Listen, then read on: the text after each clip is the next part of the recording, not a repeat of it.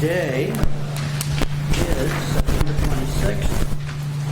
This is meeting number 528 of the Lake George Park Commission, being held on that date at the Bolton Town Hall in Bolton, New York. Thanks for all of you for coming today. Great day out there, and fall is coming. Let's go to item 2, which is approval of the meeting minutes and fiscal action report. How about the approval of the meeting minutes? So moved. Second. Moved and seconded. Any, all in favor? Any against? None? Carried. Approval of... Aye. Approval of fiscal actions report for July and August of 2023. Any comments? So moved. Second. All in favor? Aye. Hear no nays? Carried.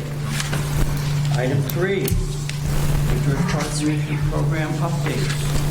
Roger Smith is going to talk about our septic inspection program. Good morning. I passed around, for the commissioners, I passed around 3 pages, very similar to what we looked at last month. Again, thanks to Jason Kokinos for the bar graphs, the pie charts, the spreadsheets, all of that stuff. He is the master of that. Couple highlights of the program to date. We've completed 196 inspections. Percentages of pass, failed, or substandard. 45% passing, meeting the Commission regulations for existing system standards. 23% failing, not meeting those standards. And we have two categories of substandard. We call it substandard other and regular substandard. If you add those together, substandards in general are 31%. The bar graph on page 1 of the handout shows you that breakdown by town, color-coded. I don't know if you have any questions regarding that. You can shoot them at me. If you flip over to page 2, there's a couple interesting things. The upper right column at the top totals 446. That is the total number of inspections that we were aiming to complete for the 23 season. As you recall, we took roughly 2,700 lakefront and streamside parcels, and we divided them by 5 for the 5-year rotation, 5-year program. That's a little off the, I think, 5.25, 540 or something we started with. Results so far, we've been identifying ETUs or enhanced treatment units. We've had the inspectors in the field verifying stream locations. Our program is based on the DEC stream maps, and we identified parcels that were closest to those within 100 feet. That has resulted in some changes and some corrections. So that number, as of today, with the work that we did this summer, is down to 446. And then if we again broken down by town, you can see those percentages that I cited earlier. As an example, in the town of Bolton, 16 sites passed, 7 substandard, 11 failed, those pending, and so forth. I think I reported last to the Commission in July, and things were slowing down a bit.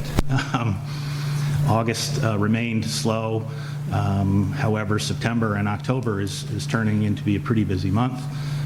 If you look in that pending column of page 2 of the handout, you'll see we have 61, a total of 61 pending for the month of October and into November.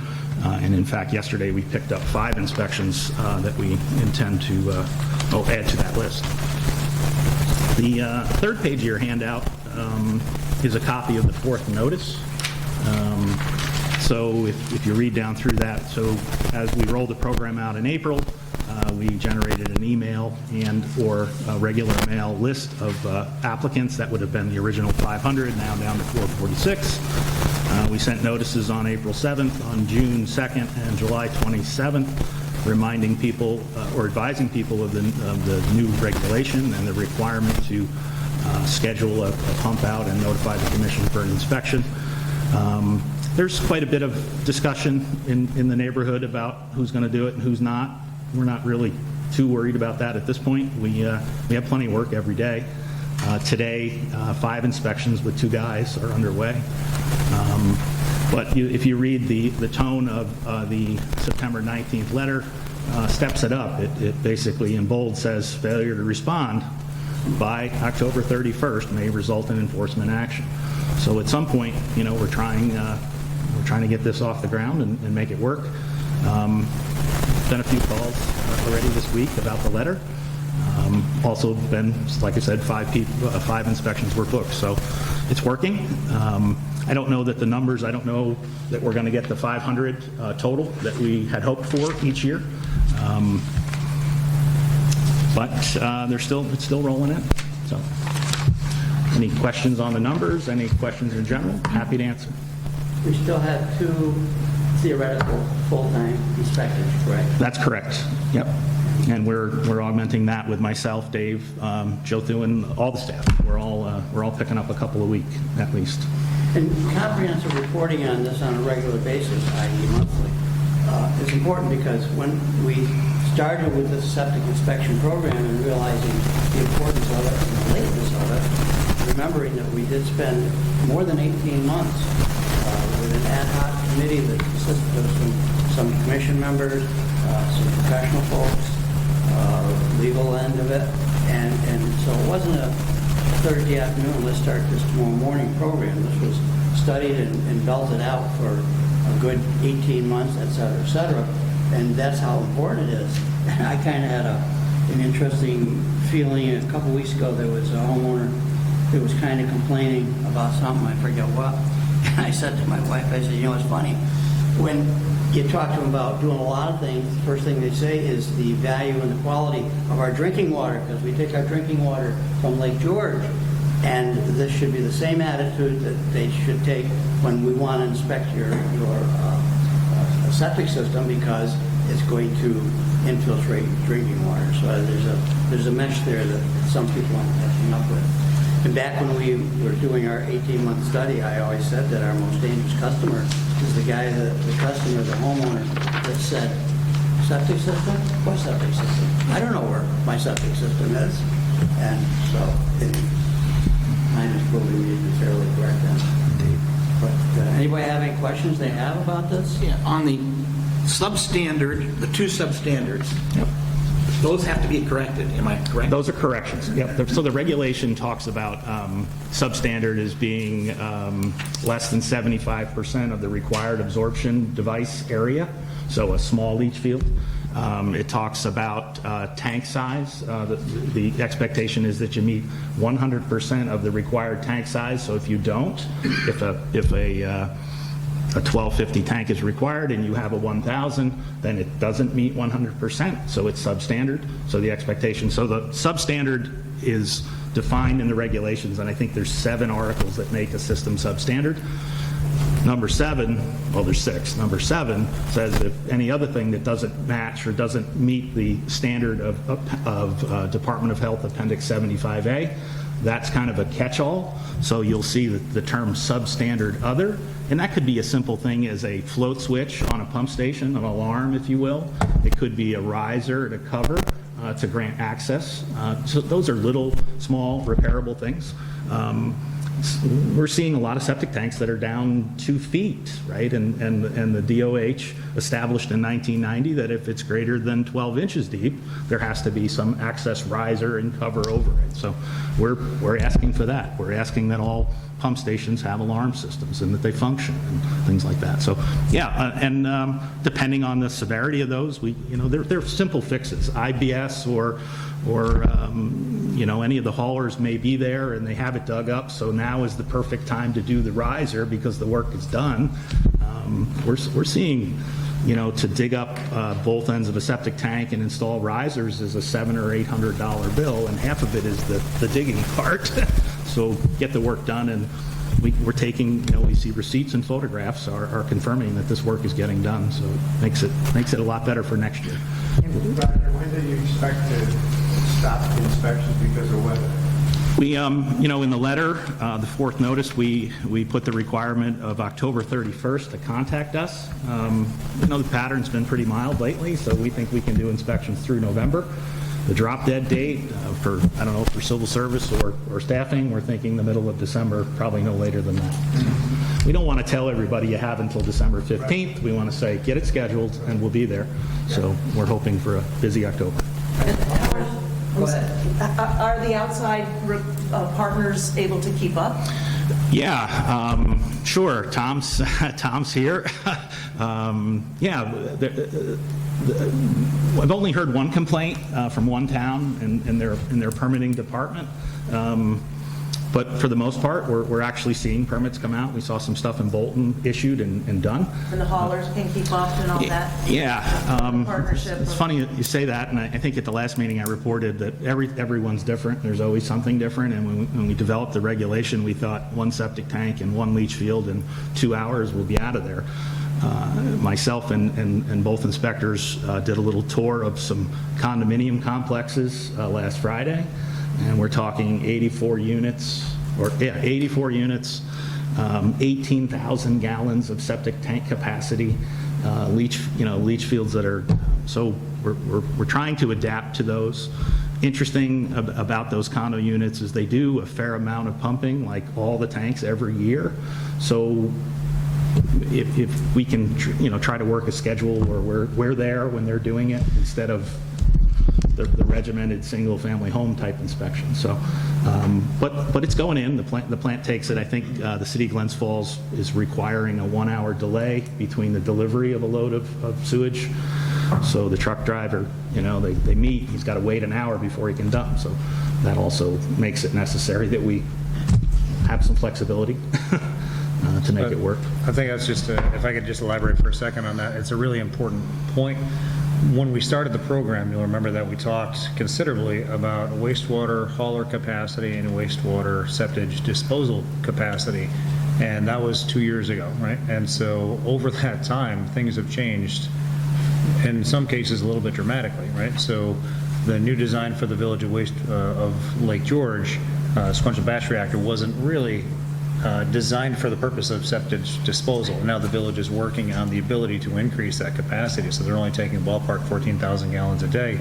City of Glens Falls, when we started, we're taking 30 loads a day, and now they're down to about 8 loads a day. That's a big deal. Bolton does not accept septage. Hague does not accept septage. So we dabble in this. We know a fair amount about it, just enough to be dangerous, and we're fortunate to have Matt Fuller here today.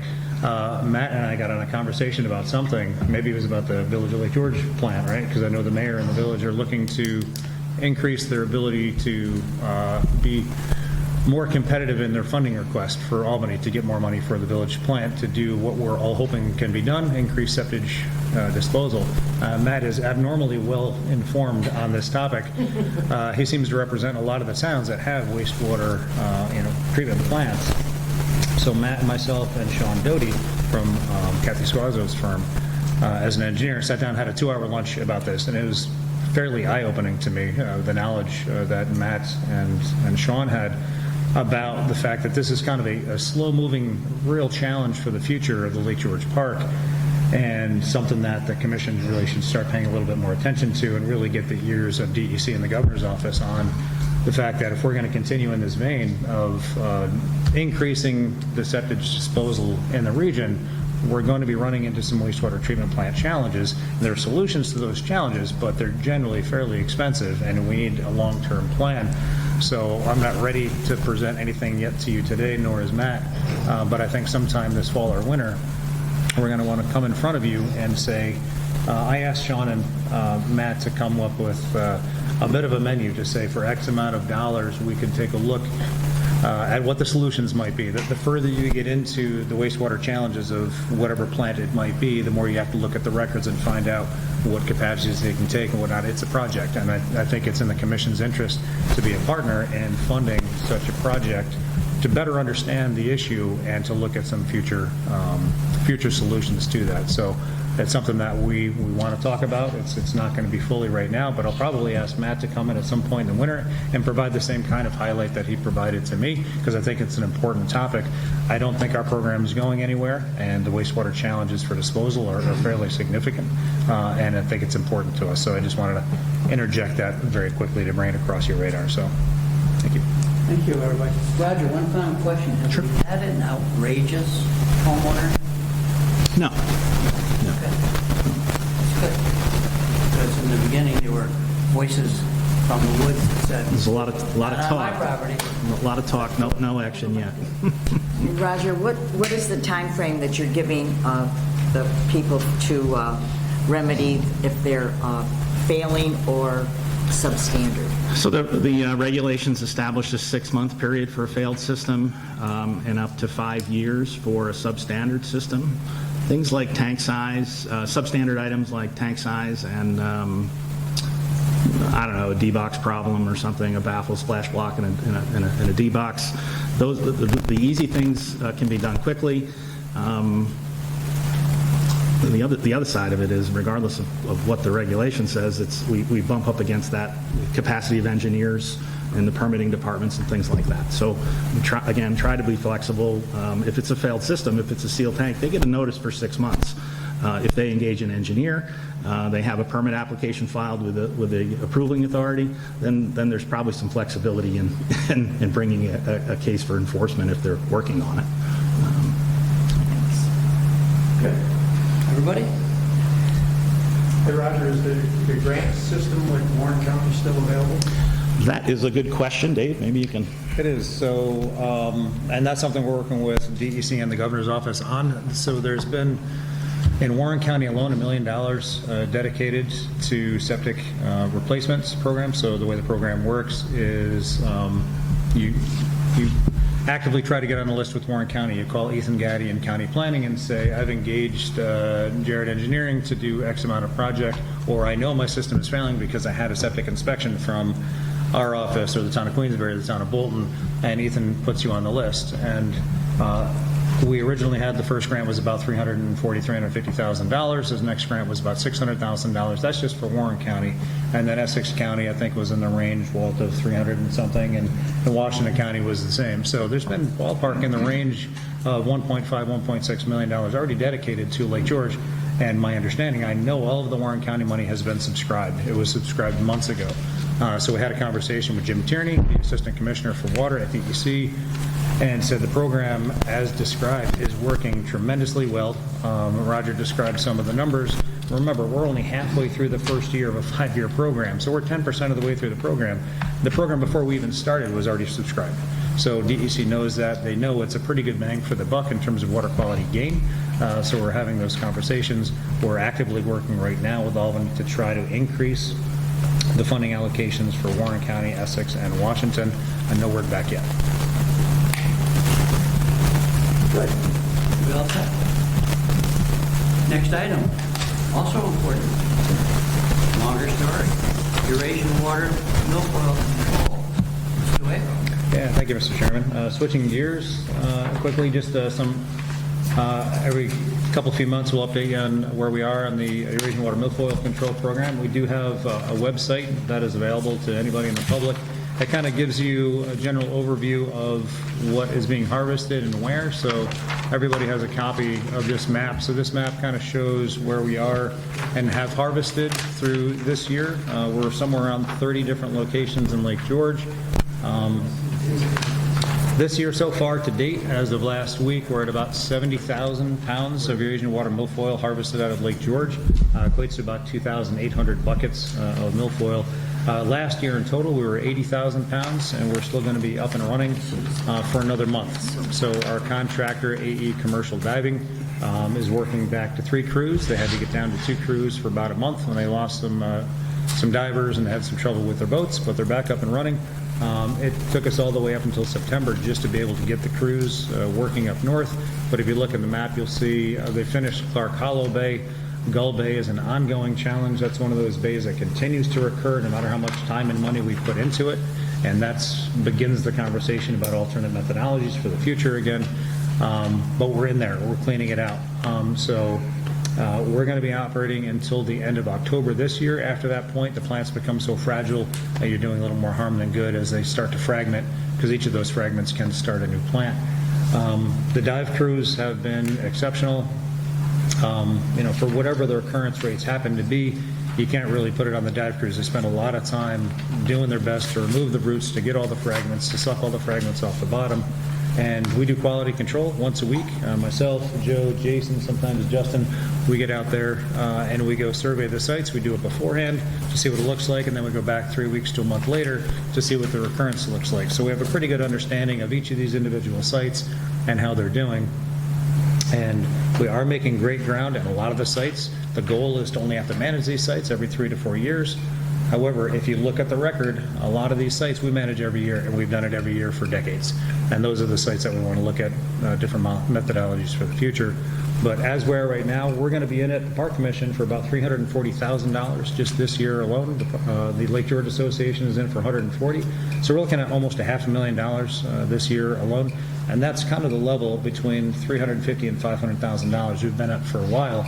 And right now, it's sustainable because the LGA has been a strong funding partner, and the Commission has had additional resources from Albany, thankfully, to be able to support that. And we're going to continue this effort, and we need to start looking at other methods as well. So, any questions? This is a race that we're not winning. In some areas, we're doing well. In some areas, we're mowing the lawn. Dave, does some of that money come from the EDF? All of our milfoil money comes from the Environmental Protection Fund. Yes, 100% of it. And Albany's been very good to the Commission. We have a new $900,000 allocation. That's doubled what it was 2 years ago. And that's thanks to the Division of Budget in the Governor's Office noticing the level of work that's going on up here and what's happening, and they believe in what we're doing. They've expanded that. Money originally was only scheduled for invasive species. They brought in the language in the budget bill to allow it to be for stormwater, stream corridor, septics, whatever else it might be, and it's in the interest of the Lake George Park. And that's where we had this discussion several months back to say, if there's an environmental need, i.e. sitting and talking with Mr. Fuller about can the Commission be a player in doing something to advance a cause. 2 years ago, we wouldn't have the financial ability to do. Now we do. Dr. Chris will take the message back to the LGA.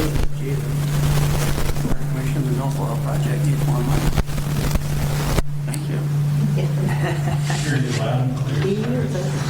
That's good. Thank you. Okay, nothing else. Moving on to the boat inspection program. Justin is going to talk about that. Good morning, everyone. So we're finally take a breath. We've made it past Labor Day. It's been a very busy year. I checked the end of last week, and we're over 35,000 interactions.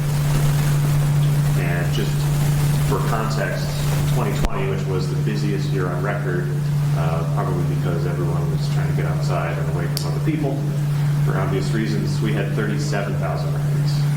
So we're well on our way to matching our busiest year, probably going to surpass it this year. Again, Million Dollar Beach is just churning. They've done over 11,000 inspections, so they've already done a third. And every year they do between 30 and 40%. So they're very busy there. But you can't beat the location for convenience and the price and the parking. And so we've already done over 700 decontaminations this year. And got some notes on our confirmed invasive species interceptions. Total is 121 confirmed interceptions. We had one Asian clam sample, 13 with curly pondweed, 41 with Eurasian water milfoil. We see a lot of milfoil. 24 water chestnuts, and 37 vessels with zebra mussels. We had one southern naiad. We did have a sample that was collected by a boater from the lake of spiny water flea. It wasn't found like on a boat coming in for inspection. It was something that a boater found in the water near Dome Island and brought it in and dropped it off to us for identification. So there are some spiny water flea out there this year. We had 3 quagga mussel interceptions this year. which is a big deal. Because we don't have rhinos. So it's, that's a scary one. And I want to give a big thanks to Bria Arvidsson over at the LGA. She does all the tabulating of our samples. So if our staff collect them in the field, I collect them each week, and then I deliver them to the LGA, and Bria does the hard work of looking at these Ziploc bags full of weeds and then making intelligible notes out of the chicken scratch from the field inspection staff on the information that they've collected. So a big thank you to her. And just, I'll just say it's been kind of a weird year weather-wise. It's been really wet, but also really nice when it's been nice. So think about it, you've got more activity than normal happening in fewer days, right? So we've had a lot of rainy days, so it's really slow those days, but we're still on track to be possibly the busiest season so far. So the staff are earning their pay this year. What do you see on Mossy Point? On Mossy Point, the numbers are not really high for boats coming in with invasive species because it seems like it's mostly the local population up there using the launch. So every day that I'm there, boaters come in and you see that, the truck comes around the corner and the staff goes, oh, here comes so-and-so. They know who it is, just by the vehicle. So it's a lot of boats that are Lake George only or maybe Lake George, Lake Champlain. So we see a high number of boats that make use of the exit seal system. So they come out of Lake George, we have them drop their out drive, pull their plug, confirm that they're not holding water anywhere on the boat. We put a red seal on it. So when they come by tomorrow or next weekend to go out fishing, it's already sealed. So it's a lot of in and out of the same boats. So we don't typically see a huge number of transient boaters there that are the ones typically bringing samples with them. So that's Norwalk, Rogers Rock, and $1 Million Beach. Those are the three sites that have a higher ratio of boats coming in with stuff from out of town. But it makes sense to think about, right? Lake George is the hub for tourism. Fulton Landing has pretty good access to the island, so you've got people coming up camping for that. Same thing with Rogers Rock. Are we still finding value in the South Bay location? I would say definitely yes. So South Bay, people sometimes scratch their head and say, wait, South Bay and Champlain? I say yes, because we're still interacting with boats that are coming in, stopping there, and then going on to maybe Lewis Landing or Putnam that way.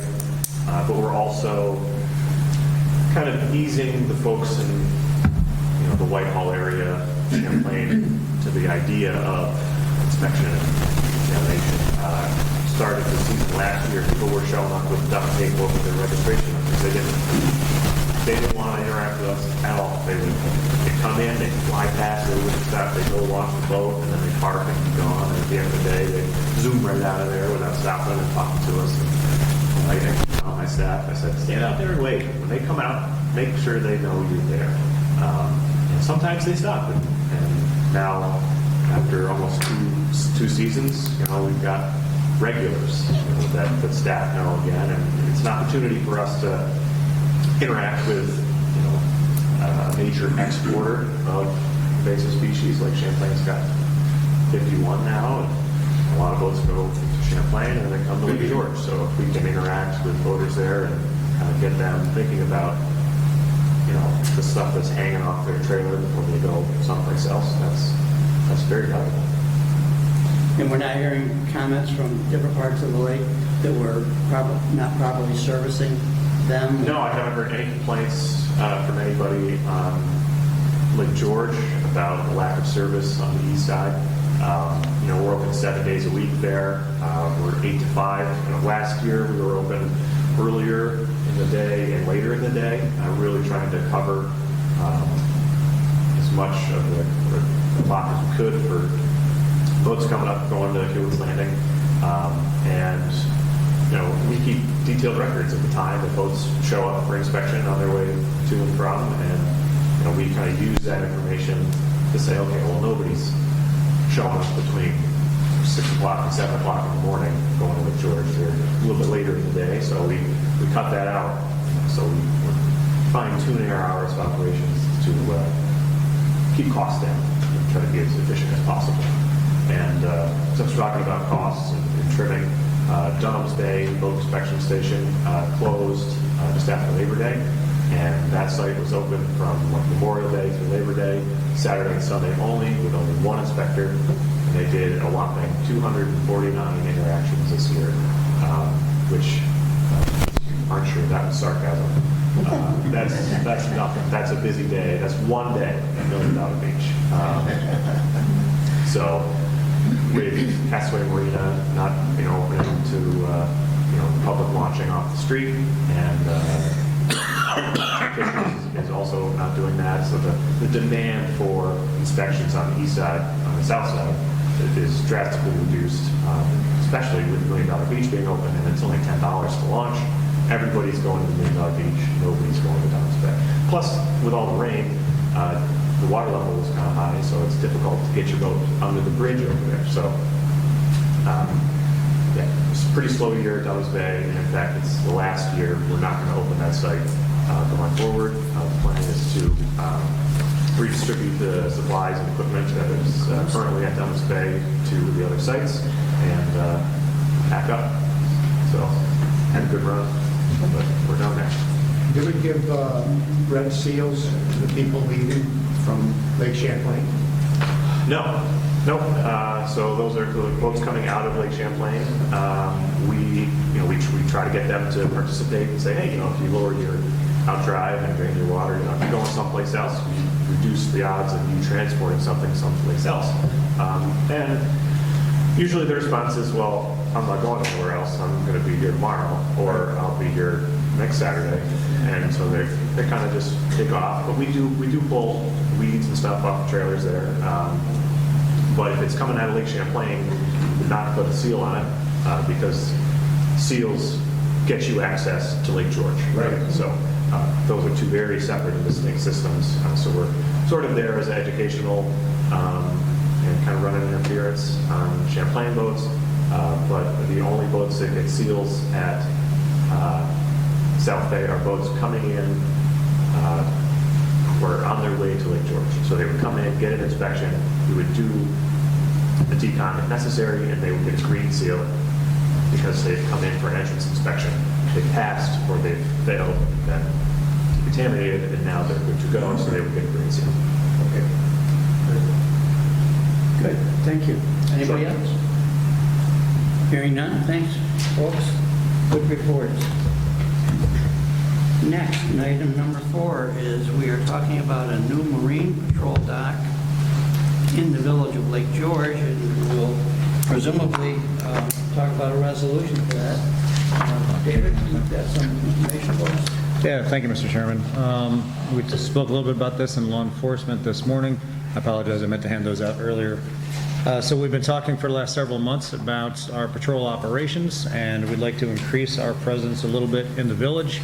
Currently, we operate 2 patrol vessels out of a town-owned and town-managed dock at the good graces of Jim Martino and Dennis Dickinson. They put the dock in every year for us. They take it back out every year for us. It's a pain for them. It's unfortunate. It's a little bit of a smaller dock. So we've been talking as a commission about increasing that capacity. So we have in front of us is a concept from Waterfront Solutions, which is a subsidiary of Dock Doctors, to house 4 Park Commission vessels at this location. It's right next to the old Warren County Courthouse property. So if you know where the floating classroom is, that's where the new dock would be. It would be 2 south of the floating classroom. So what you have in front of you is what the concept is, that what myself, Roger, and Joe Johns have been kind of talking about. And this seems to meet the need. We would have 3 patrol vessels at this location and a Park Commission staff boat. And what we need, what's in front of you today, is for Waterfront Solutions to come forward with a more detailed design and some documents that we need for a bid package. So we estimate that cost to be somewhere in the $5,000 to $7,000 range. And once we get that moved forward, then Roger and I will sit down and we'll go forward and we'll solicit bids. with a certain amount of money, and then we'll bring that back in front of you for consideration in the future. Are we still going to have boats at Green Harbor and Fulton? Yep, currently, we operate 2 down in the village. We want to go to 3. Currently, I believe, Joe, we have 5 at Green Island, and we're looking to go down to 4. And then Joe's boat operates out of Ticonderoga at Snug North. So we still have 8 boats on the water, just repositioning 1 boat down to the south and having a more permanent dock that's much more appropriate for our situation. Any questions or comments, Commissioners? Do we have, somebody have a resolution to read? 2023? Joe? Not yet. It's coming. It's resolution number 4 in your book, Mr. Chairman, under page 4, or you can give that to Mr. Stanek right there. He's got it, it's coming. Okay. Down here in our digital section. Okay, resolution 2023, number 30, Lake George Park Commission Marine Patrol Dock on town of Lake George property. Whereas for its on-lake public safety mission, the Lake George Park Commission has defined a need to seasonally berth up to 4 Marine Patrol vessels in the South Basin, ideally in the proximity of the whereas the town of Lake George maintains shoreline property in the village of Lake George associated with the old county courthouse building, where they host 3 stake docks, and whereas the town has generously allowed the Lake George Park Commission to berth at their removable dock since 2018 at no cost, but the current dock only holds up to 2 vessels and is seasonally in nature, requiring installation and removal of each year at the town expense. And the Lake George Park Commission seeks a more permanent solution to increase its berthing capacity to 4 vessels and eliminate the need for installation removal of the dock each year. And the commission has worked with the waterfront solutions on various approval concepts. And with the recent approval of the town, for the town, and the commission seeks to advance the design of a new pile-driven 80-foot long single pier dock at the location of the current temporary dock at a cost of less than $100,000. Now therefore be resolved that the Lake George Park Commission Executive Director is hereby authorized to engage the professional services of Waterfront Solutions to finalize the design into any agreements to further the design project as necessary. So moved. Second. I've heard a motion and a second. Is there any discussion on it? Hearing none, call for all in favor? Aye. Any nays? Hearing none, resolution 2023-30 has passed. Now we have the project review actions report. Do you have that, Joe? Yes.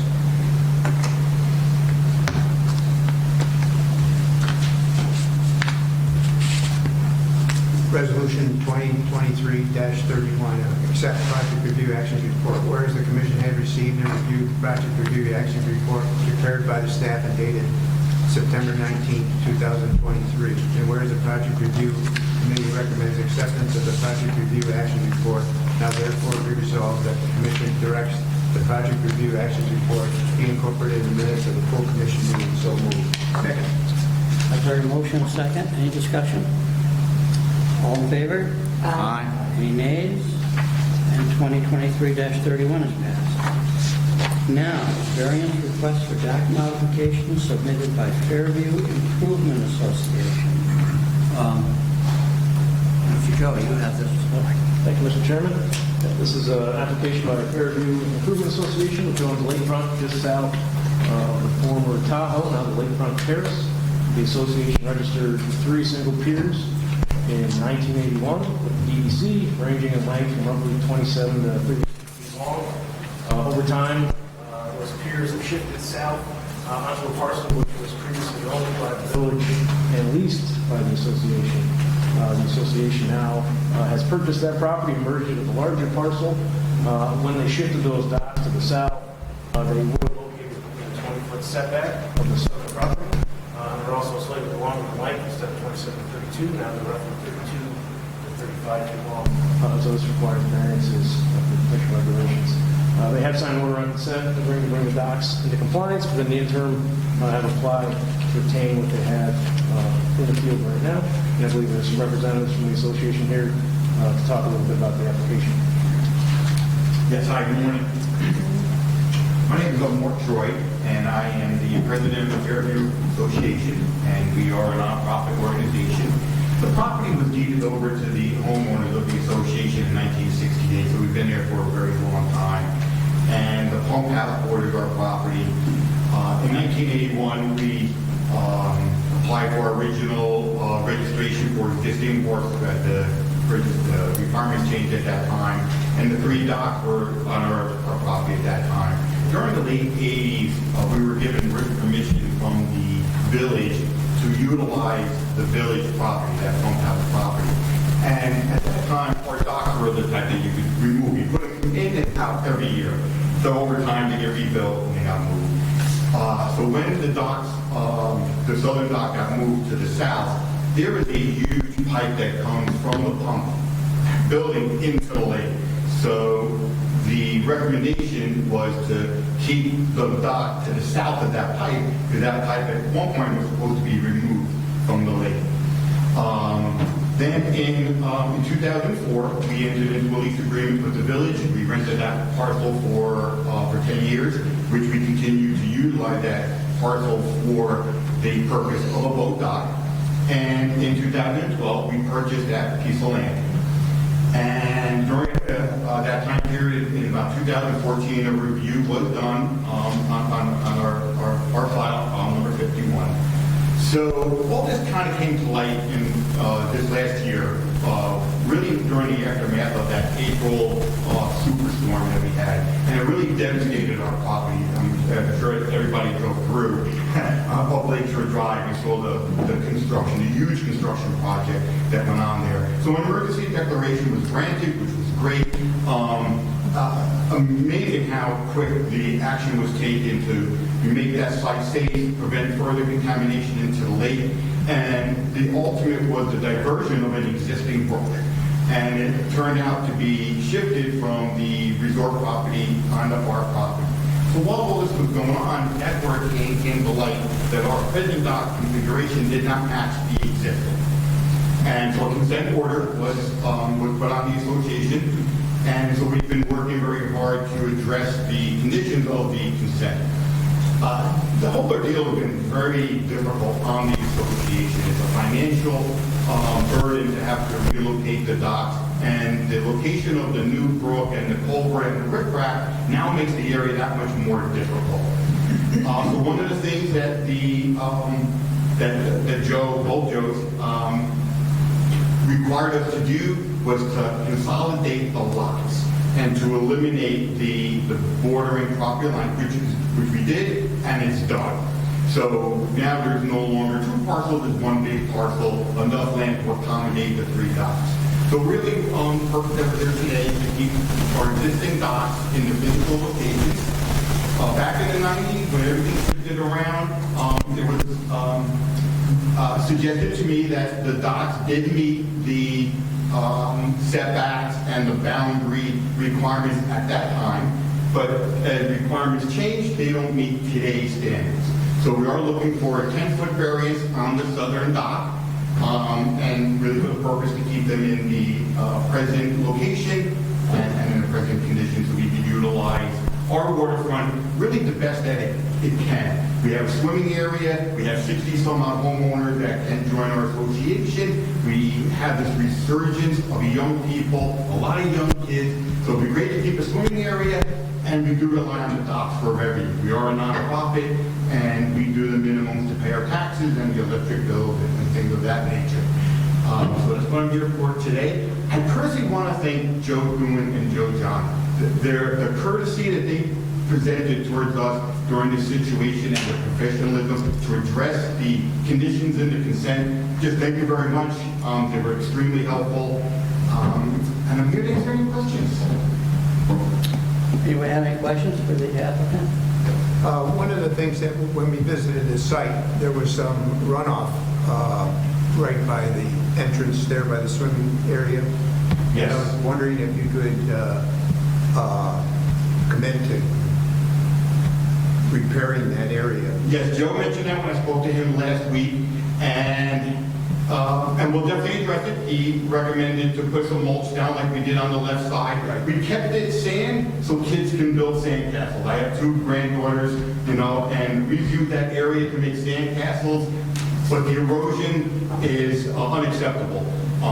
So we have an board meeting tonight that we will address getting more mulch and mulch that area. We do have a plan to really redevelop the front somehow. We had a privacy fence and we had a deck that was all taken out when the culvert was put in. And so and that whole driveway was raised about 2 feet. We never really had that serious of a problem until really after the culvert was put in and the driveway was raised. So we're getting a lot more so we have to address it.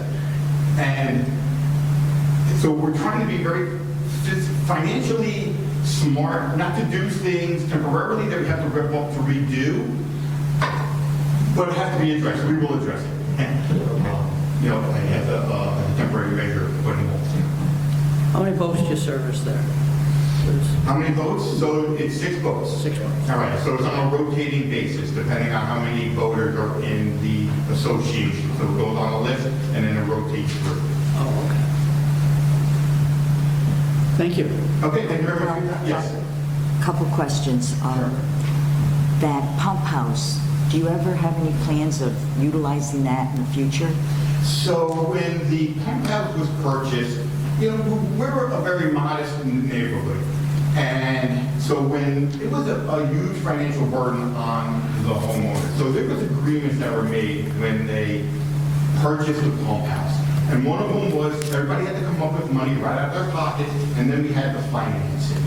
So the original agreement to get the members on board was, let's get it paid off, and then we'll go to step 2 to do something a little bit, to make it more functional than just a pump house. Yeah, well, it's a really nice structure, all, made of brick, and it looks pretty sturdy, and, yeah. Yes. Well, that's good. Yes, it really is. So that is part of our redevelopment, is to get into a position where we can now redevelop our waterfront, try to get some type of a deck, make it become a better swimming area for our kids, and to take advantage of that pump house.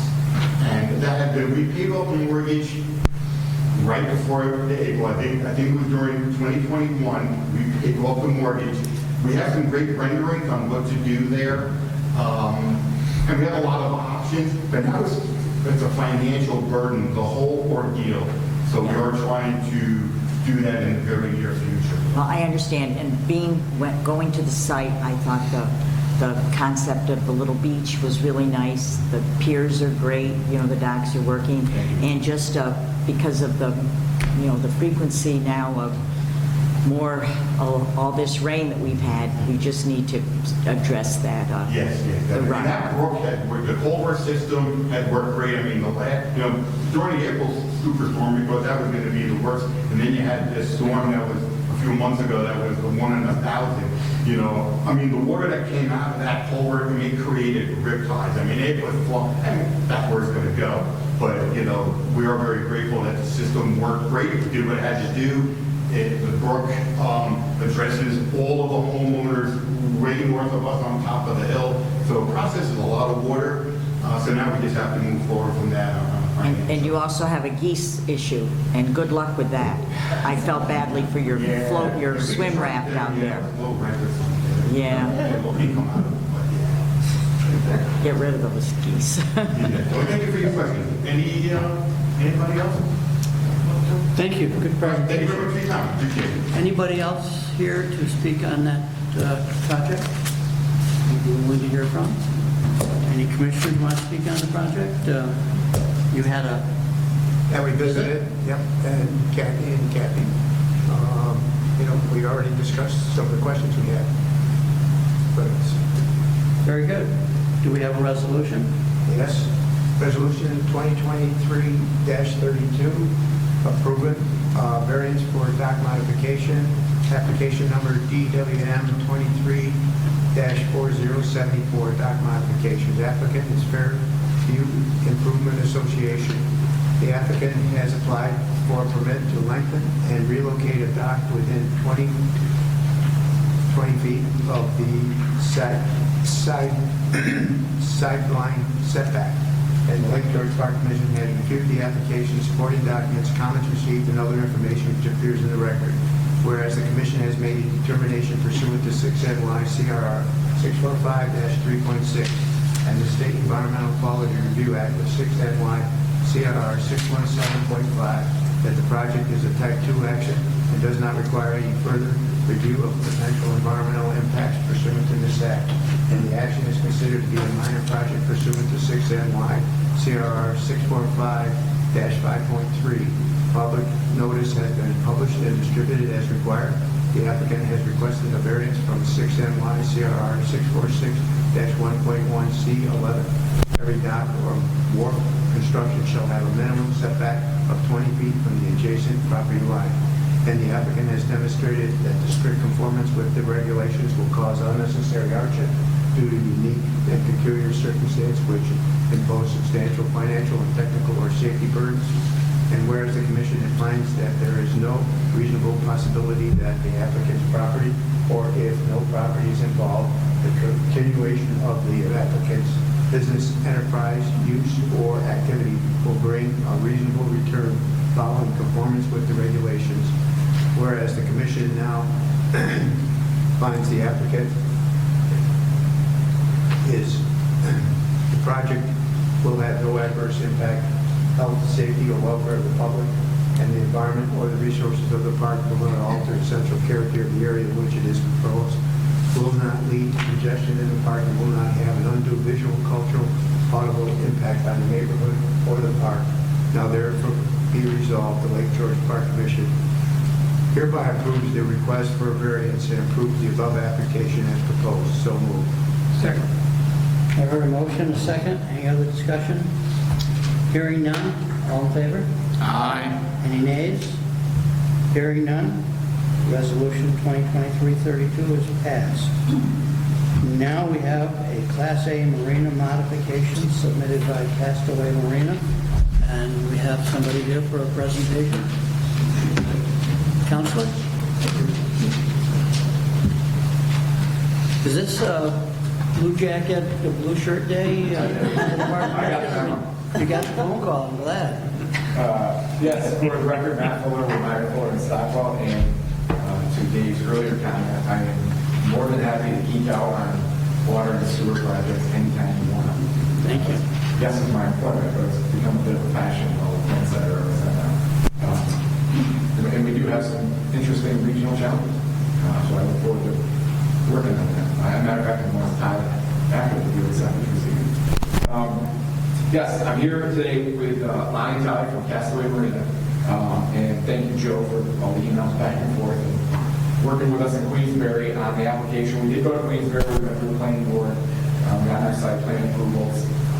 The proposal that's before you, as noted in the application materials, is really just kind of a transition in the business. As Joe noted in the initial comments and we noted in our letters, since COVID, and even a little bit before, we have slowed down the public use of the ramp, pretty much excluded it. That, as you can imagine, has a business impact, but it also has a practical impact in terms of what customers are asking for now. And the big one being able to leave their boat in their trailer. So Castaway's quick launch model is that the customer actually connects their boat to their truck vehicle that can launch it, backs it into the water, and moves it when they're done. So the idea really is to utilize the existing parking that we have on site to increase what regulatory-wise the Park Commission considers a quick launch. I can see regulatory-wise there's no difference if they hook a tractor up to the trailer and back it into the water, or the customer does it. But from our standpoint, the practical and the impact is it's not really any different for us from allowing the public to use, well, I shouldn't say it's entirely different, because we've all seen the videos of people backing in down on Beach Road. But so it's strictly a business move to accommodate that market, obviously as a revenue benefit to the really, we think side benefit too is just the environment of not having more boats and trailers traveling across the road. If we can utilize the parking on site, and we did have a lot of conversation back and forth about the parking. Obviously there's not going to be any explosion of parking off the site. That what we're proposing to do is to utilize the existing parking to the extent that we can. And if it's, as I said in the application materials, there's a couple people locally who may live around here that still are allowed to launch. If they've got a boat and trailer there, there's not going to be a quick launch there. Or if there's a quick launch site that's open, somebody with a trailer and a vehicle could park it there. So it's, again, we don't think we're really increasing the impact or the burden on the site or the lake. It's more really allowing people to leave the boat and trailer on a seasonal basis. And they do have a couple quick launches on the license right now, and they worked out great. That's what seems to be a market that people are not having to haul from here to Saratoga or Queensbury or Southwest Falls or Perville. So that's really the extent of what we're proposing. Thank you. We have some questions for the applicant? Comments? Thanks. Anybody else here to speak on this project? I don't hear anybody else. I don't see anybody else. Joe, you have a resolution? Yeah. Oh, well, you folks made a visit, right? Yeah. All our questions answered. Yeah. Bonnie was there and answered all our questions, so it's pretty straightforward. Any of you tried to back a trailer and just... No? Thank you. If I could interrupt briefly, talk with you guys, just trying to pin down parking spaces, berthing spaces, and also use of the launch. For us from a regulatory perspective, we kind of need some lines. You guys do a great job, which I think is obvious by, when we went out to public comment for this, went out to the whole bit. If any other marina wanted to do a single thing, right, there would be a crowd here. And I got one comment back that said, do the right thing. Right? Which is a testament to, how these guys run the marina, which is nice. But, looking down the road or other owners or whatever, just trying to pin down exactly, the use of the launch, parking and that sort of thing. I did draft some potential conditions, take them or not, but I just want to discuss them briefly. Back in 2012, you guys did a dock modification where you reduced, the pitch was we're going to reduce the overall number of berthing spaces by 5 to get a variance for offshore distance so we can house more folks. That was just a dock modification, and it wasn't a marina modification at the same time. So that switch from 80 berthing slips to 75 never translated to that marina permit. So that, in my mind, that's sort of a ministerial act that we would typically do at the staff level, but it's actually helpful as far as parking because it affords 5 additional parking spaces where it seemed like we might have been a little shy, and that satisfies that. And the other draft condition is, use of the public launch. It sounds like you guys have, and you can see the sign right outside, basically no public, use of the public launch has stopped. But you obviously still have haulers coming in and local folks that might be, launching and retrieving their boats, seasonally. So one draft condition is, use of the public launch shall be restricted to that once annual launch and retrieval of vessels in the shoulder season, September to June, and then during that peak boating season, July and August, basically closed to the public. And then obviously this would restrict the use of the boat launch by quick launch customers or personnel, so that way, just so we have some kind of number, so that way we're not adding 40 quick launch, and if there's a change of heart or change of ownership down the road, somebody's also running the public launch full time, which I know you guys would do, but just to kind of create some clear guidelines. So just for discussion, and I guess with everyone, if that's acceptable. So, is that acceptable? We're going to read the conditions. Yeah, I want to read it. I can talk like but I'm leery of a complete exclusion, number one, because I think it's a very unique. I don't know if you've ever done that with another marina. But, for example, if we've only got, for one season, for whatever reason, 20 quick launches, and we wanted to allow, on any given day, 20 people to come in and use the launch, to utilize those spots, I don't want that to be excluded. That would be a significant business impact. So hypothetically, if for whatever reason the market didn't rent all of the quick launch spots, we have spaces right now that we could use. And this is where I get into the kind of regulatory conundrum. We don't regulate somebody just leaving their boat and a trailer right now. That anybody can do that. They can be a daily use person, or what we're proposing is a quick launch. What we're trying to do is clarify so that if the park commission got wind of, hey, we are renting out this parking spot in the marina for somebody to leave a boat or trailer, that's considered a quick launch, no problem. But we're fully okay agreeing to that. But to then translate that into a complete exclusion, I understand your concern. You don't want, boats and trailers parked all along 9L there because it's blown up, and either them or some future owner has allowed everybody to start using the public launch. I get that. I think from the park commission standpoint, the regulation that comes after that is the parking. You have the ability to enforce that and say, absolutely not. You don't have sufficient parking on site. You can't allow all these people to be here. You're in violation of your Class A marina permit. So to include a condition that limits the ability to utilize just that on-site space, I would be leery of. The addition of the quick launch in itself, precludes the. Yeah, but I understand your risk. So maybe a max of 40 quick launch or public launch, whichever is, so kind of you have that, I think the max before you identified was 45 people would launch in a single day, and now you're asking for 40 quick launch. So maybe we can draft it in a way that it's 40 launches per day, be a public or quick launch customer. It's basically whatever the utilization of the on-site parking is, but again, there are a lot of people, it's very seasonal, right? In the spring, people live along Pilot Knob that might be customers of the marina, they get service done or something like that, or just a good relationship. We know they're not going to back into buildings, they know what they're doing. That is a public use that would be foreclosed under that condition if it was one person or if it was 30, right? As I interpret that condition, you're saying we'd be in violation if we allowed 20 people to publicly launch from the marina, even if they didn't park there. Yeah, it's really with the expectation that the quick launch would be full, but I didn't consider that. Yeah. You might only have 20 quick launch customers, so then to wipe out public launch doesn't make sense. We don't know how fast we're going to fill that. Yeah, so maybe that 40. Because I think so you want flexibility to be able to either have quick launch or public launch at any given time. Not to exceed 50.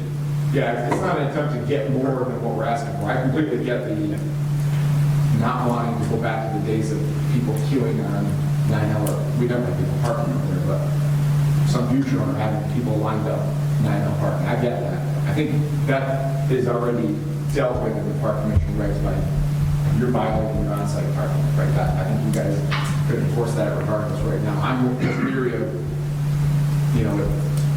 an end run of the use of the public launch in the skies of some number capped on the line. So would you be amenable to having flexibility to not exceed the public or the quick launch capacity of either For on-site parking? Yeah, on-site parking. We can't do that regardless. Okay, we can't exceed our on-site parking. We couldn't allow, our marina permit wouldn't allow us to park people on right now. We just look at the drawings, but I think right now we're proposing 50 quick launch. And correct me, I have to look at the drawings, I think we have 22 transient parking spots for truck and trailer. Yeah, about that. Yeah. So if it was the cumulative of those, we just simply can't do more than that anyway. On-site, yeah. We could not allow any more on-site parking than is depicted on the plans. We can't do it anyway, because I think that's already in your regs. But if that's what you're looking for, I don't think we have a problem with that. I mean, the whole goal of this project is to be able for us to have control over who is coming to the marina, and if they're not, I say it all the time, we're stewards of the lake, and people don't see it the same way, and we have control by contract that Matt Hunt is right for the these quick launch people that, we can ask them to leave our facility, and, it gives us the control to, have people that have like in their best interest. Are we comfortable, Joe? Joe, are you okay with the parking situation that we would have to put in this condition? Yeah, I think that makes sense. It meets the intent. Basically, we don't want to have 50 quick launch and then have a slew of people show up to. Absolutely. And also speed. One displaces the others. Right, and also, it plays into the voting. Right now it's like a perfect swap for the numbers you provided. If you're used to the public launch and what you're proposing, it really works out well. So just making sure, and I know these guys, follow the rules because they're the only marina that calls and asks about them. But I just want to make sure that, All permits go with the land. yeah, I just want to make sure that, we all understand and can memorialize exactly the intent. At the end of the day, 50 is 50 is 50. Exactly. Okay. Okay, we're comfortable? Good? Yep. Commissioner Shannon? Resolution 2023-33. Application number is M235005. Applicant is Castaway Marina. Whereas the applicant has applied for a Class A marina modification involving a reduction in public launch activity and an increase in quick launch from 10 to 50, and an increase in outdoor winter storage from 225 to 275. Whereas the Lake George Park Commission has reviewed the application, supporting documents, comments received, and other information which appears at the record. And whereas the commission has made a determination that the project is an unlisted action pursuant to State Environmental Quality Review Act 6 NYCRR 617.5, and as lead agency for the purposes of the State Environmental Quality Review Act, has made a determination that the project will have no significant impact on the environment. And whereas the action is considered to be a major project pursuant to 6 NYCRR 645-5.3, public notice has been published and distributed as required, and the applicant has demonstrated that the proposed modification complies with the Class A marina requirements of 6 NYCRR 646-1.2B. And whereas the commission finds the project will have no adverse impact on the health, safety, welfare, or the public, or the resources of the park, will not alter the essential characters of the area which it is proposed, and will not lead to congestion in the park, will not have an undue visual, cultural, audible impact on the neighborhood or the park. Now therefore be resolved, the Lake George Park Commission hereby resolves to approve the above application with the following modification.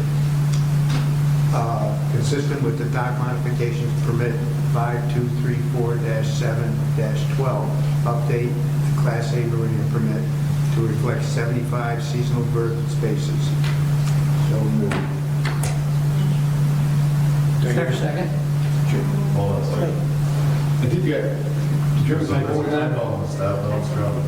Whereabouts? In the top where it says 225 to 275, you got the extra two. It's supposed to be 25 to 75 at the marina, which is an increase of 50. Yep. So our actual total stored vessels would go from 350 to 400. That's it. Yeah, it's specifically referencing outdoor winter storage. Maybe that's the difference in the numbers. But yeah, it's understood you want to increase the winter storage by 50 outdoors at the So the lakefront total facility. permit would be 400, Yes. of which would be 75 outside of the marina. Are you okay with the language? Yes. Yep. Okay. So moved. Moved. Second. I hear a second. Any further discussion? All in favor? Aye. Any, I hear no nays. So that has passed. Thank you. You've done your job. Thanks. Law Enforcement Committee. Chairman Floyd, do you have a report? Yes, the Law Enforcement Committee met today and discussed current issues. We have 3 boats that have been taken out of the water for the season, and they're being conditioned and put away for the winter. We had a boat inspection on all of our boats by the New York State Parks Group, and all of our boats passed very well. They were very pleased with what they saw of the condition of our boats. We have 2 boats in the water weekdays and 3 in the weekends until Columbus Day. New York State Parks is running a school in Lake George, and some of our boats are participating in that school. Our tickets this year are down because of due to the rainy weather that we've had this summer. Our BWI count still remains at only 2, which is a good sign. That means that people are driving boats with good care. Our gas charges for the year are going to be up because we had a contaminated tank at Green Island, and until we could get the tank drained and cleaned, we had to use public marinas, and that brought the price of gallons up considerably. But now we're back on the gas at Green Island. The tank has been cleaned out and new gas has been put in, and so we're in good shape there. We went into executive session to discuss ongoing enforcement actions. We discussed some cases, and then after that we left executive session and we called the meeting adjourned. And I have a resolution to read, please. Resolution 2023-34. Whereas the Law Enforcement Committee met on September 26, 2023 to review matters pertaining to the Lake George Park Commission's Marine Patrol and the Commission's law enforcement program. And whereas active law enforcement cases and their status were reviewed in executive session. And whereas the Law Enforcement Committee has reported on the result of that committee meeting at this full commission meeting. And whereas the Law Enforcement Committee recommends acceptance of this month's law enforcement report. Now therefore be it resolved that the commission accepts the report of the Law Enforcement Committee. So moved. Second. Motion made and second. Any discussion? All in favor? Aye. Hearing no nays, that resolution is passed. And it brings us to our favorite of public comment. We have some folks that would like to tell us, give us some advice or pick our brains. Mr. Novetsky, I was hoping you wouldn't let me down. You dress kind of warmly, you know. You think it's fall? I